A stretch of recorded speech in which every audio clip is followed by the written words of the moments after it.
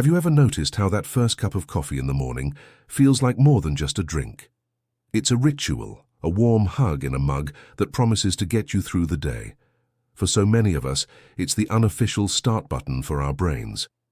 But as we sip that comforting brew, a question might bubble up. Is this daily habit helping us, or could it be hiding some risks, especially for our heart and blood pressure? Let's pour a cup and explore the real story behind our favorite energy booster, separating the myths from the facts. So what's the good news for coffee lovers? Well, there's quite a bit. That get-up-and-go feeling you get is, of course, from caffeine, which wakes up your brain and can genuinely improve focus and concentration. Think of it as a friendly nudge for your mind when you're feeling sluggish. Research from places like the Harvard T.H. Chan School of Public Health has shown some pretty amazing long-term benefits too. Regular coffee drinkers might have a lower risk of developing certain health issues. We're talking about a potential shield against conditions like Parkinson's disease and type 2 diabetes. And it's not just about caffeine.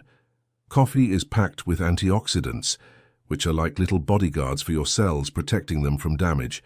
So that daily cup is doing more than just waking you up. It's also delivering some powerful protective compounds. But let's be honest, we also hear whispers about the dark side of coffee, especially when it comes to our hearts. Does coffee really send your blood pressure soaring? Here's the deal. For some people, especially those who don't drink it regularly, caffeine can cause a temporary short-term spike in blood pressure. The American Heart Association notes that this effect is usually brief and does not typically lead to long-term high blood pressure for most individuals. Think of it like the jolt you feel when you're startled. It happens, then it passes. However, and this is important, everyone's body is different. Some of us are more sensitive to caffeine than others. If you already have high blood pressure, your doctor might advise you to be more cautious. Dr. Sarah Johnson, a cardiologist I spoke with, put it this way.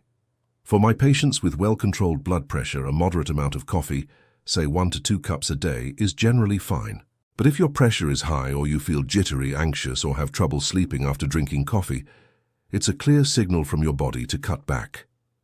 It's not about a one-size-fits-all rule, but about listening to your own body's feedback.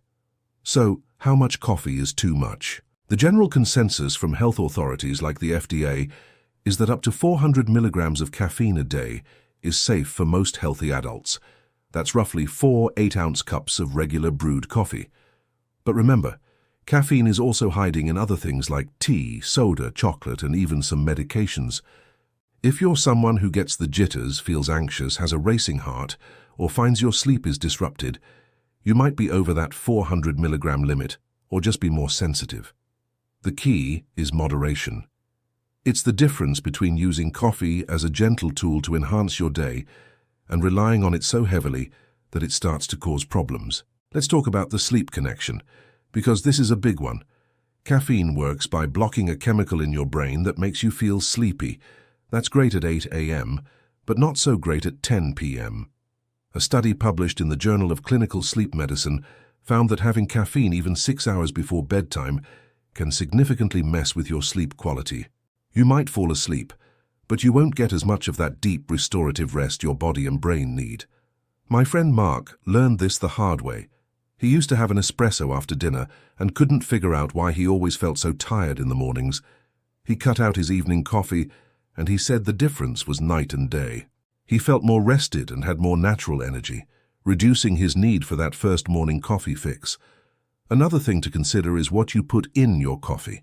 A simple black coffee is very low in calories, but when you start loading it up with sugar, flavored syrups, and heavy cream, that healthy drink can quickly turn into a dessert in a mug, packed with hundreds of calories and tons of sugar. Those extras can contribute to weight gain and other health issues that definitely are not good for your heart or your overall well-being. So, if you're trying to reap the health benefits of coffee, it's best to enjoy it in its simplest form, or with just a splash of milk. So what's the final verdict? Is coffee a friend or foe?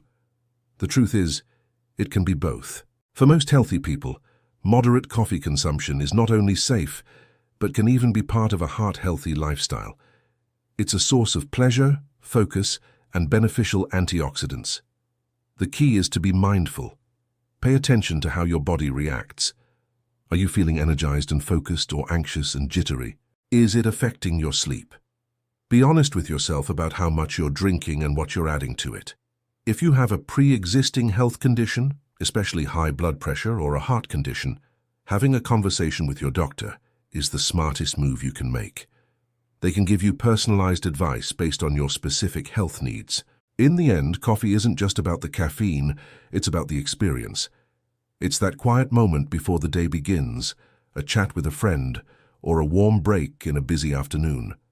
By understanding its effects and enjoying it responsibly, you can make sure that your coffee ritual continues to be a positive and healthy part of your life. Thank you so much for spending this time with me today.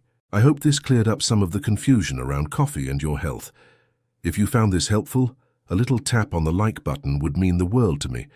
And if you'd like to explore more topics like this together, consider subscribing to the channel. I'd love to see you in the next video. Stay mindful and be well.